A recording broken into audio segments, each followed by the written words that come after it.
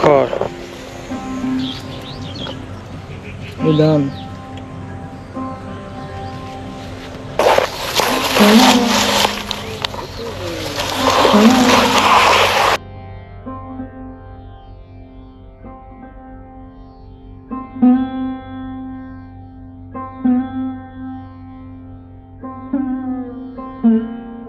নমস্কার বন্ধুরা, আমি প্রসেনজিৎ।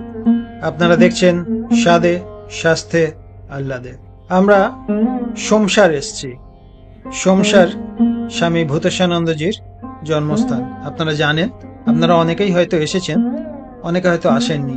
যারা আসেননি তাদের ভালো লাগবে এই ভিডিওটি দেখতে। প্রথম পর্বে সোমসারের কিছু কথা আপনাদেরকে বলেছি। যারা প্রথম পর্বের ভিডিওটি দেখেননি তাদেরকে অনুরোধ করব প্রথম পর্বের ভিডিওটি দেখে নেবেন, তাহলে এই দ্বিতীয় পর্বটি বুঝতে আপনাদের সুবিধা হবে।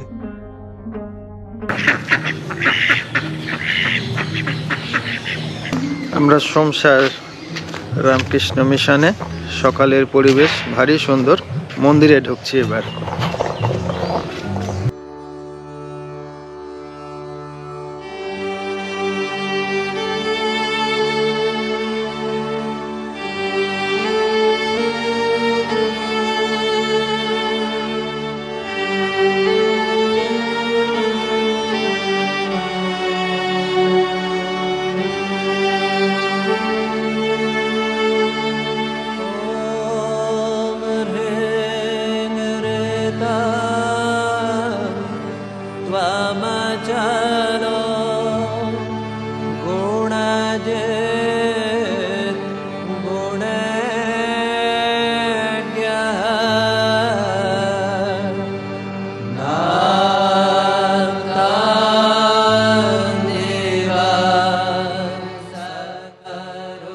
এখানে একটি ঘরে ভূতেশানন্দজি মহারাজের ব্যবহৃত কিছু জিনিসপত্র রাখা আছে।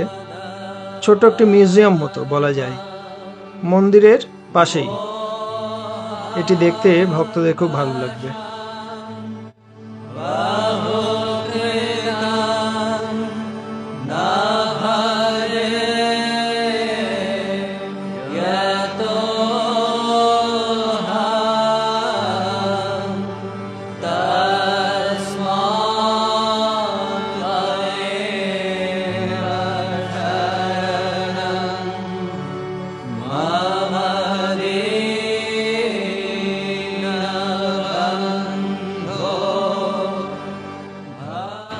আমরা সোমসার রামকৃষ্ণ আশ্রমে, এটা ভূতেশানন্দজির পরিবারের লোকজনের কিছু প্রপার্টি এখনো আছে। সেটা এইগুলি।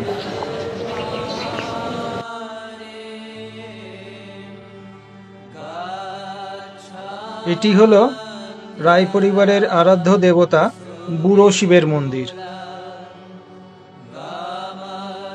এর পাশেই জগদ্ধাত্রী পুজো হয়। ওখানে কাঠামো রাখা আছে, ওই কাঠামোর ওপর প্রতিমা নির্মাণ করে পুজো করা হয় প্রতি বছর। এটি আশ্রমের গোয়াল ঘর। কটা গরু আছে এখানে? মোট 6টা গরু আছে। 3টে বাচ্চা, 3টে। কত দুধ হয়? 12-14 লিটার। এই সোমসার রামকৃষ্ণ মিশনের গল্প একটু বলি। এটির বয়স খুব বেশি নয়, অল্প দিনই।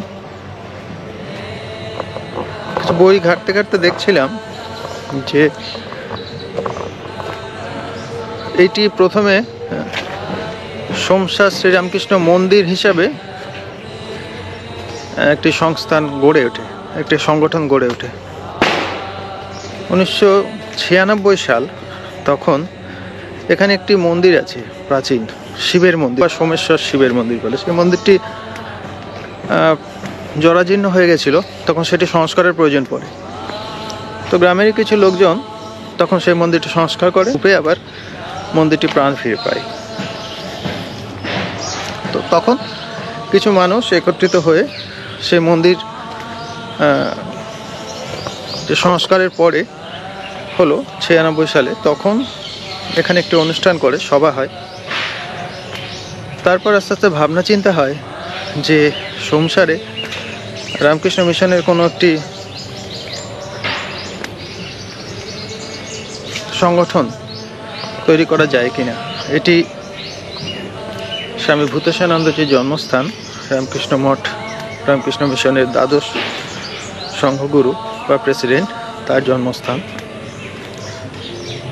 তো গ্রামের মানুষের, স্থানীয় মানুষের একটা ডিমান্ড ছিল এখানে যদি রামকৃষ্ণ মিশন কিছু করে। তো তখন প্র্যাকটিক্যালি এখানে কিছু নেই। ভূতেশানন্দজির পরিবারের যা লোকজন তারা ছিলেন, ছড়িয়ে ছিটিয়ে কিছু গোয়াল ছিল এরকম। তো তারপর ধীরে ধীরে আজকের এই রূপ পায়। এটা হচ্ছে গেস্ট হাউস। এটি গেস্ট হাউসের এন্ট্রেন্স, গেস্ট হাউসের ঘর যেখানে আমরা ছিলাম সেটা আগের পর্বে আছে, আমরা দেখিয়েছি। আপনারা পারলে সে ভিডিওটি দেখে নেবেন, সেই অনুরোধ রইল। এই গেস্ট হাউসে মূল প্রবেশ পথ। গেস্ট হাউসে থাকতে চাইলে যেরকম মিশনের সব জায়গাতে নিয়ম, আগে থেকে বুকিং করতে হয়। ইমেল মারফত বুকিং করে নেবেন, সেক্রেটারি মহোদয়ের সাথে কথা বলে নেবেন। তারপর ওনারা যেমন যেমন বলবেন সেভাবে আপনারা আসতে পারেন। আমরা ডেসক্রিপশন বক্সে কন্ট্যাক্ট ডিটেলস দিয়ে দেব, সেখানে মেল আইডি থাকবে, ফোন নাম্বার থাকবে। আপনারা যোগাযোগ করে নেবেন মিশন কর্তৃপক্ষের সঙ্গে, তারা যেমন বলবে সেভাবে আসবেন।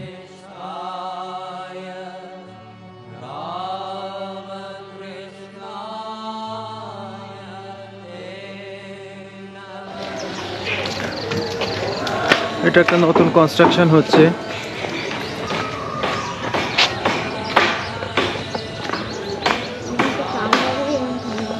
উনিশশো 96 সালে প্রাথমিক একটা ভাবনা চিন্তা, স্থানীয় মানুষের আগ্রহ যে এখানে একটা কিছু করা যায় কিনা। এরপর 1998 সালে 10ই আগস্ট ভূতেশানন্দজি মহারাজের মহাসমাধি হয়, তিনি শরীর ত্যাগ করেন। এরপর সে বিস্তীর্ণ ক্ষেত। ভূতেশানন্দজি মহারাজের শরীর যাওয়ার পর দেখা গেল, সেটা তো খবরের কাগজে বেরিয়েছিল যে মহারাজের শরীর গেছে, এবং একটা পুস্তিকাও বেরোয় প্রেসিডেন্ট মহারাজ বা ভাইস প্রেসিডেন্ট মহারাজের শরীর চলে যাওয়ার পর। তো সেটা দেখে ভক্তরা জানতে পারে যে মহারাজের জন্মস্থান ছিল এইখানে সোমসার গ্রামে। দলে দলে ভক্তরা ছুটির দিনে সে ভিড় করতে লাগলো। তো তখন এখানে বসার জায়গা নেই, থাকার জায়গা নেই, ভক্তরা এসে কী করবে, থাকবে কোথায়, বসবে, বসারই জায়গা নেই, থাকা তো পরের কথা। তো তখন ভাবনা চিন্তা শুরু হলো যে এখানে যদি একটা ঘর করা যায় যেখানে ভক্তরা এলে বসতে পারবে, তারপরে কিছু সেবামূলক কাজকর্ম চলে যায়, ছাত্রদের পড়ানো বা ডাক্তার দেখা ইত্যাদি। সেই ভাবনা চিন্তা শুরু হলো। তখন একটা রূপরেখা তৈরি হলো যে কিভাবে এই জিনিসগুলো সম্পন্ন করা যাবে। অবশেষে 1998 সালের 4 ডিসেম্বর একটি ছোট মন্দির হয়, শ্রীরামকৃষ্ণ সেবা মন্দির। সেই মন্দির উদ্বোধন করেন গহনানন্দজি মহারাজ। তারপর ধীরে ধীরে ধীরে ধীরে আজ কাজের অগ্রসর হতে থাকে। মূল উদ্যোক্তা ছিলেন ডক্টর গৌর দাস। ডক্টর গৌর দাস ভূতেশানন্দজি মহারাজের আশ্রিত সন্তান। তো তিনি এবং তার টিম এখানে কাজ শুরু করেন। আরও অনেকে, মানে একজন তো না, অনেকে ছিলেন। মূল কারিগর হলো ডক্টর গৌর দাস। শ্রীরামকৃষ্ণ সেবা মন্দির হওয়ার পর তারপর এখানে আস্তে আস্তে সেবার কাজ শুরু হয়, কিন্তু দেখা যায় যে ক্রমাগত ভক্ত সমাগম হতে হতে সেই মন্দিরও ভক্তদের বসার পক্ষে ছোট হয়ে পড়ছে। তখন আরেকটি বড় মন্দির নির্মাণের প্রয়োজনীয়তা দেখা যায়। তারপরে এই যে বর্তমান মন্দির,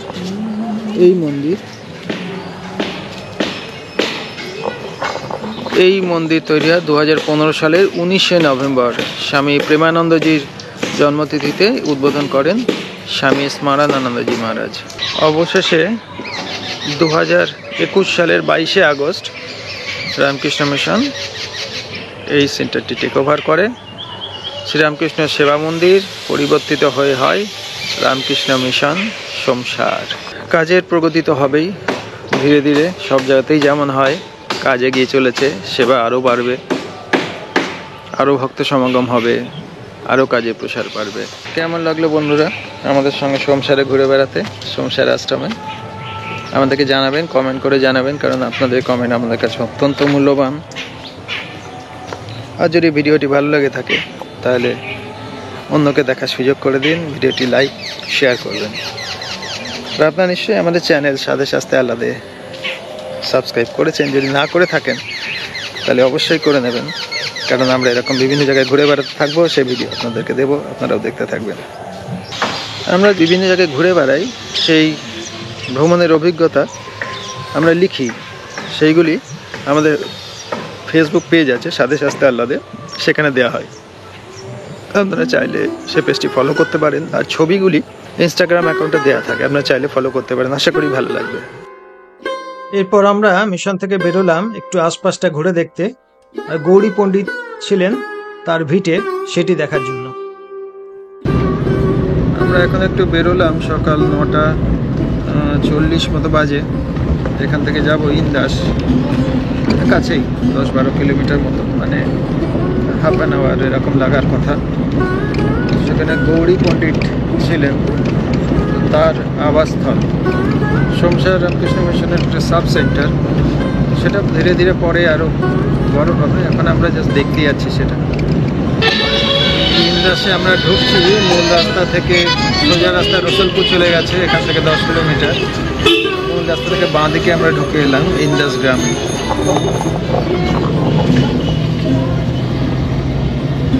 সামনে বোর্ড দেওয়া আছে।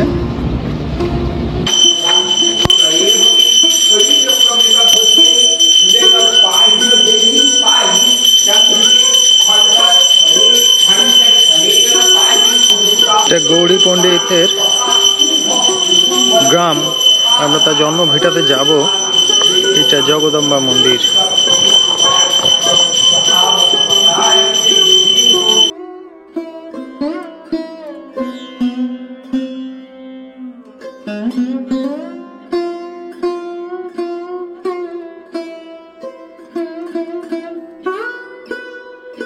এই হলো গৌরী পণ্ডিতের জন্মস্থান বা জন্মভিটে বা বাস্তভিটে, তাই বলছে। সম্ভবত 1820 খ্রিস্টাব্দে তিনি এখানে জন্মগ্রহণ করেন, এই সেই স্থান।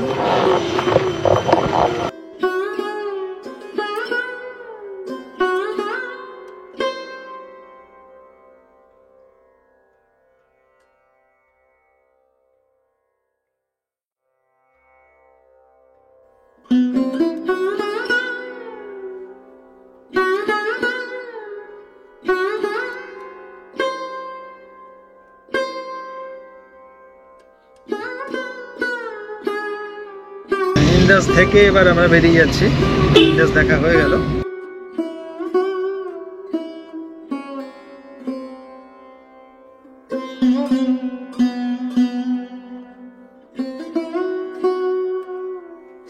লোকমুখে কথিত যে গৌরী পণ্ডিত এখানেই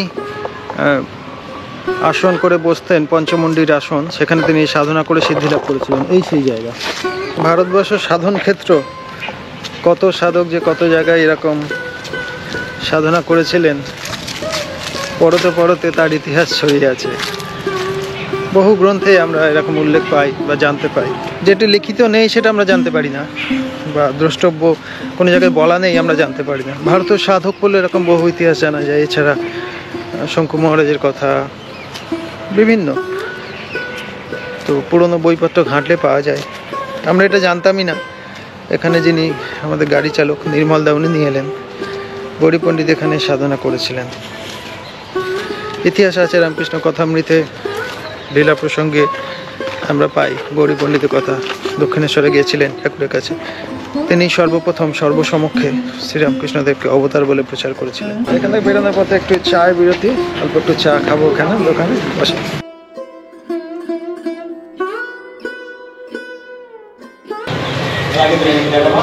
দুধ জাল যায় হচ্ছে, চা বানানো হচ্ছে আমাদের জন্য। চা চলে এসছে, ভালো করেছে। চায়ে কোনো আপত্তি নেই, যখনই হোক চা চলতে পারে।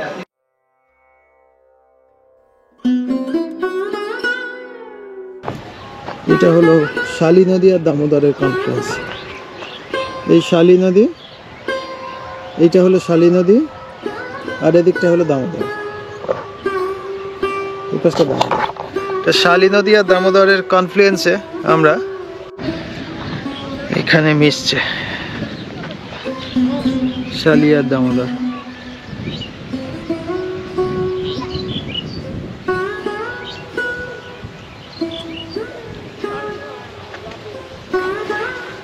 দারুণ জায়গাটা।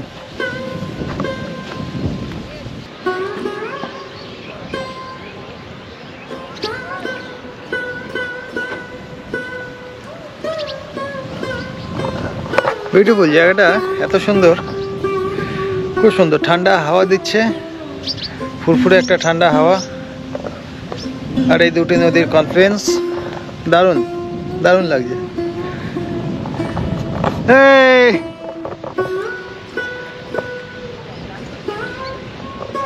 আসবে, দাঁড়াও। শালী নদী দামোদর নদের মোহনা, সেই মোহনায় এখন আমরা নৌকোর ওপর দাঁড়িয়ে, দারুণ লাগছে, বেশ ঠান্ডা হালকা হাওয়া দিচ্ছে, হ্যাঁ সেই। পরিবেশটা ভারী সুন্দর। আর চারদিকে বালি তোলা হচ্ছে, সামনে নাকি ব্রিজ হবে, ব্রিজের কাজ ওইদিকে, হ্যাঁ এই পাশটা ব্রিজ হবে, ব্রিজের কাজ হচ্ছে। গতকাল আমরা দামোদর নদ ওই দিকটা গিয়েছিলাম, আর আজকে এলাম শালী নদী আর দামোদর নদের যেখানে সঙ্গমস্থল, সেই জায়গাটা, কনফ্লুয়েন্সটা। এটা মহামায়া মন্দির।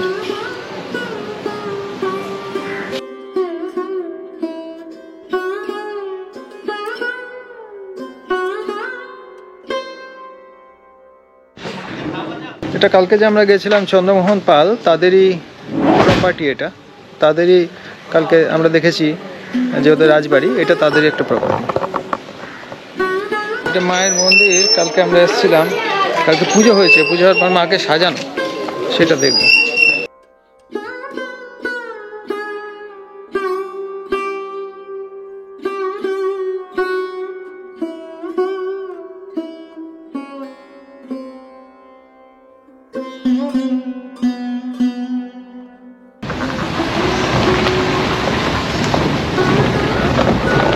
এই দামোদরের পাশ দিয়ে আমরা যাচ্ছি রাস্তা।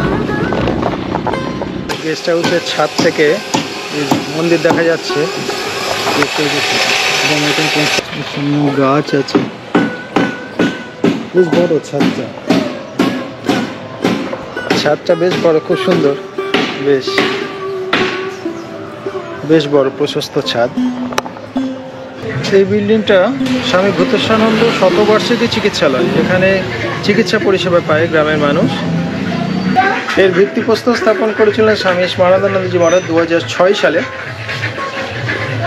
30শে জুলাই 2006 সালে স্বামী স্মরণানন্দজি এই বিল্ডিংটির ভিত্তিপ্রস্তর স্থাপন করেন।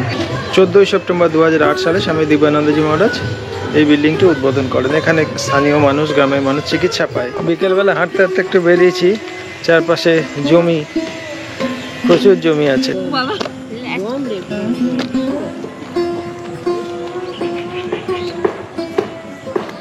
প্রচুর জমি, বেশ সুন্দর লাগছে দেখতে। এইটা আশ্রমের পেছন দিকটা, এটা আশ্রমের পেছন দিকটা।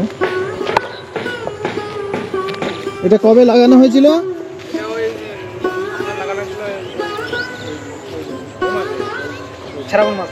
শ্রাবণ মাসে লাগানো হয়েছে। আর কি কার্তিকে উঠবে নাকি? কি ধান এটা? এটা স্বর্ণ, এটা যেটা ওই লাল স্বর্ণ বলে, স্বর্ণ। স্বর্ণ। এই যে ধান, আচ্ছা এটা ছোট ছোট ধান। এটা কালকে কাটা হয়েছে, হ্যাঁ কালকে দেখছিলাম আমরা, ওখান থেকে কাটছিল। আর এটা হবে কার্তিকে। এই চালটা যে পায়েস হয়, ও মানে গন্ধ থাকে এই চালটা? গন্ধ থাকে, পায়েস যেটা হয়। কি নাম বললেন এটা? এটা খাস খাস, খাস ধান। আচ্ছা, এবার বৃষ্টি কেমন হয়েছে এখানে? ফলনের জন্য ভালো বৃষ্টি হয়েছে? হ্যাঁ, দারুণ বৃষ্টি হয়েছে, বাহ। ব্যাপক বৃষ্টি হয়েছে।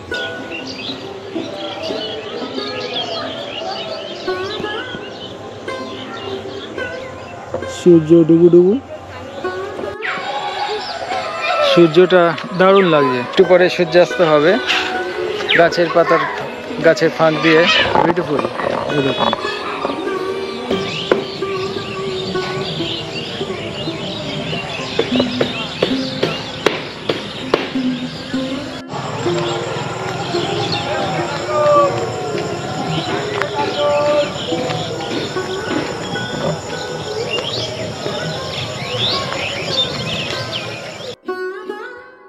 এরপর আমরা আশ্রমের সম্পাদক স্বামী অমলাত্মানন্দজির অফিস ঘরে গেলাম। মহারাজের মুখ থেকেই শুনে নিলাম আশ্রমের কথা।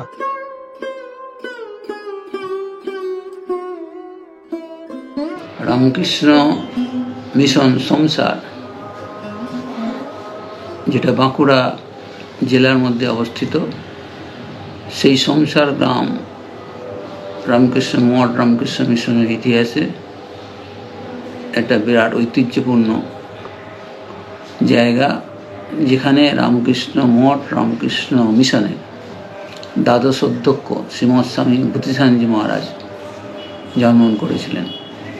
সেই বুদ্ধিসানজি জন্মস্থানের ওপরই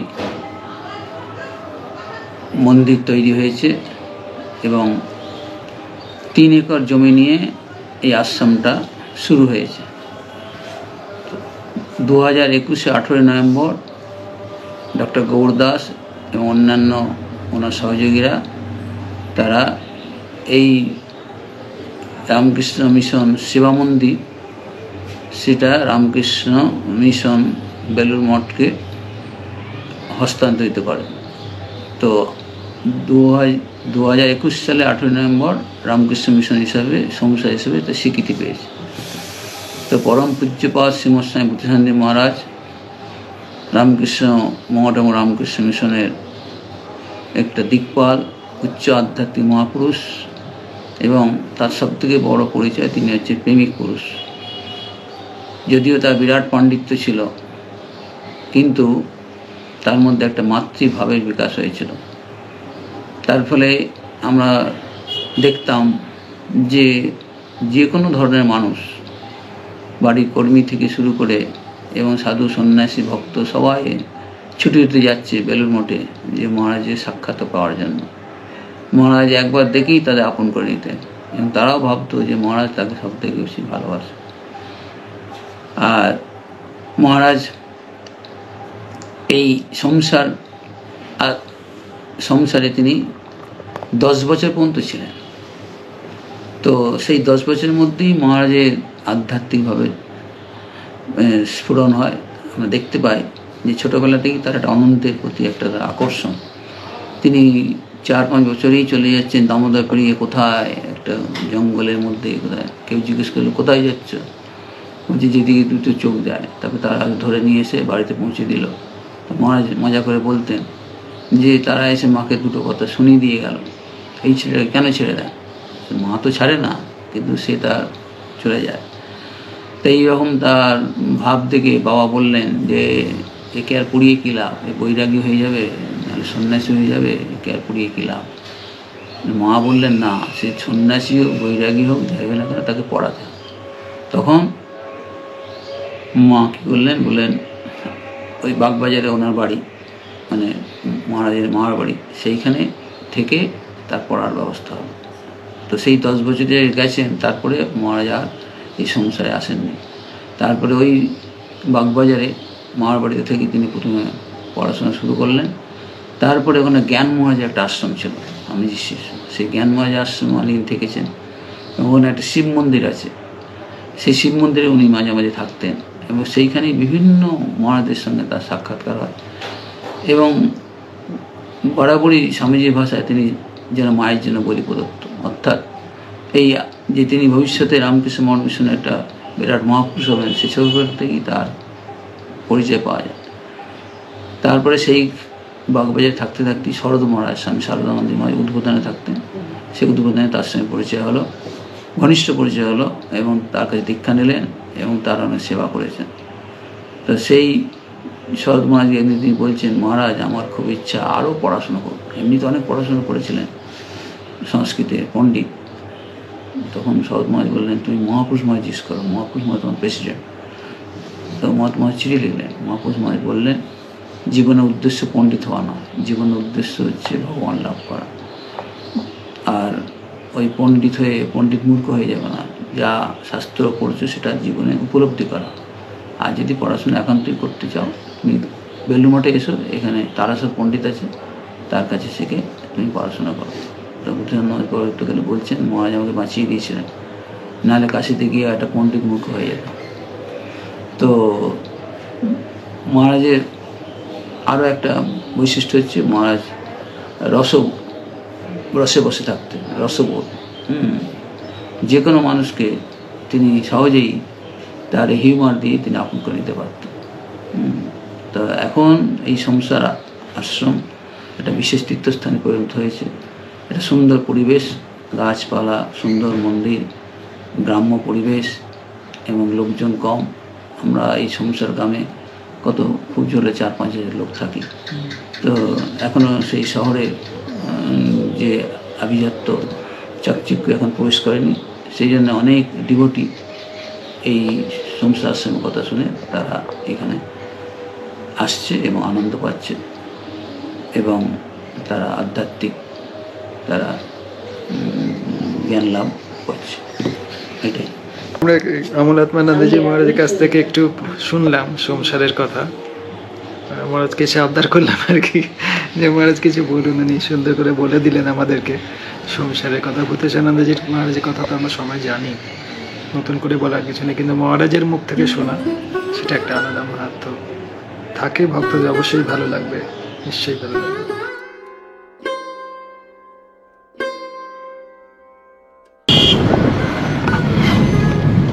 14ই নভেম্বর মঙ্গলবার আমরা সোমসার থেকে বেরিয়ে যাচ্ছি, আজকে বাড়ি ফিরছি। সকালবেলা এখন 9:50 হয়েছে ঘড়িতে। গ্রামটা এত সুন্দর, একটা রাস্তা চলে গেছে আরামবাগ, আর একটা এটা আমরা বর্ধমানের দিকে যাচ্ছি, আর একদিকে রাস্তা চলে গেছে বাঁকুড়ার দিকে, মানে আমরা সোমসার যেদিকে গেলাম সেই দিকটা। দামোদরের পরে কৃষক সেতু, সদরঘাট ব্রিজও বলছে এটা।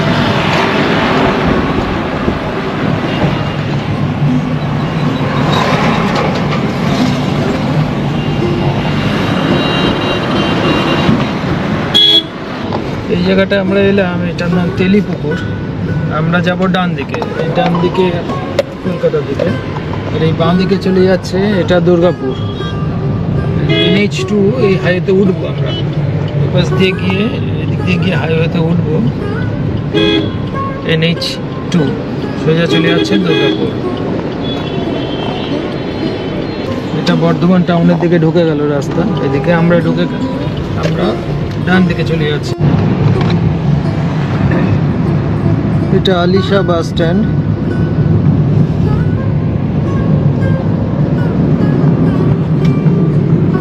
যদি বাসে করে কেউ যেতে চান তাহলে এই আলিশা বাস স্ট্যান্ড, এখান থেকে বাস পাবেন।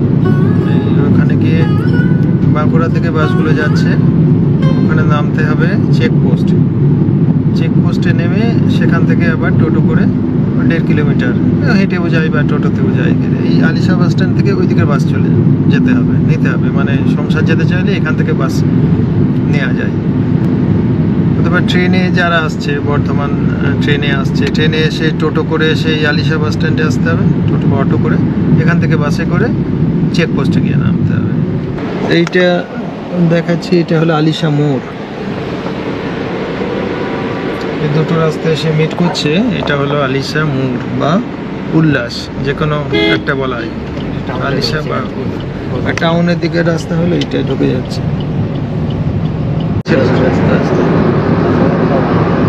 ট্রেন যাচ্ছে ওই।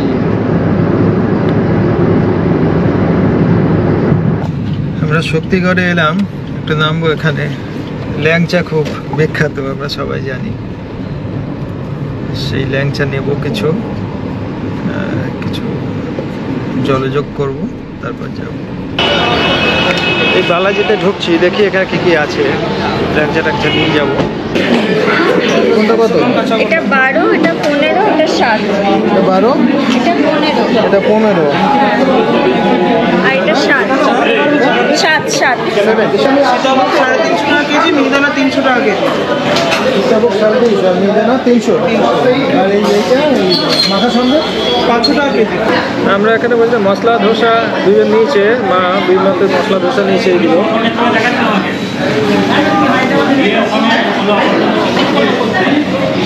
মশলা মশলা ধোসা 80 টাকা করে। আমরা সবজি পুরি বলেছি, এগুলো 10 টাকা করে। সবজি পুরি আসেনি এখন, আসো গেলে তারপর দেখাচ্ছি। এসে গেছে।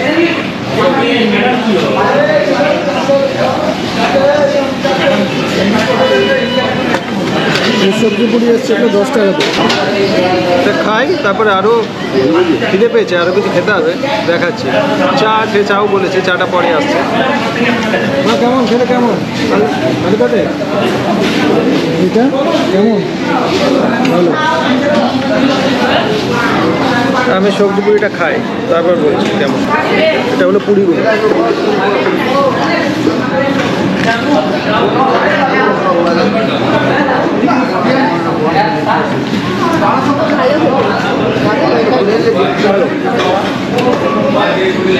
বেশ ক্রিস্পি আছে, সদ্য সদ্য ভেজে দিল, মচমচে, ভালো খেতে। 4টে করে দিয়েছে, 2 পিস 10 টাকা আর কি।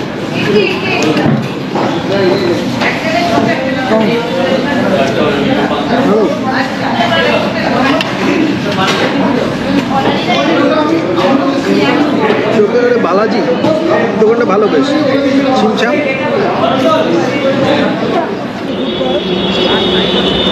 এখানে আমরা খেয়ে দিয়ে এবার বেরিয়ে যাবো। তো প্র্যাকটিক্যালি আর কিছু সেভাবে দেখানোর নেই। আমাদের এবারের মতো ভ্রমণ এখানেই সমাপ্ত। এই ব্লগটি এখানেই শেষ করছি। যদি ভিডিওটি ভালো লেগে থাকে তাহলে অন্যকে দেখার সুযোগ করে দিন, ভিডিওটি লাইক শেয়ার করবেন। আর আমাদের চ্যানেল সাবস্ক্রাইব করেছেন তো, সাথে সাথে আল্লাহতে যদি সাবস্ক্রাইব করে থাকেন অসংখ্য ধন্যবাদ। যদি না করে থাকেন প্লিজ করে দেবেন। তাহলে এরকম বিভিন্ন জায়গায় আমরা ঘুরতে থাকবো, সেই ভিডিওগুলো দেখে থাকলে আপনারা দেখতে পাবেন। এই যে বিভিন্ন জায়গায় ঘুরে বেড়াচ্ছি, সেটি একটা লেখা থাকে আমাদের সাথে সাথে আমাদের ফেসবুক পেজ আছে, সেখানে আমরা সেই লেখাগুলো দিই। চাইলে সেই পেজটি ফলো করতে পারেন। আশা করি আপনাদের ভালো লাগবে। আর ছবিগুলো ইনস্টাগ্রাম অ্যাকাউন্টে দেওয়া থাকে। তাহলে বন্ধুরা এই অবধি এবারের মতো আমাদের জার্নি শেষ। আবার পরের বারে নতুন কোনো জায়গায় নতুন কোনোভাবে আমরা হাজির হয়ে যাব। ততদিনের জন্য শুভেচ্ছা রইল। সবাই ভালো থাকবেন, আনন্দে থাকবেন, আর আমাদের চ্যানেল দেখতে থাকবেন, তাতে আরও ভালো থাকবেন। Thank you.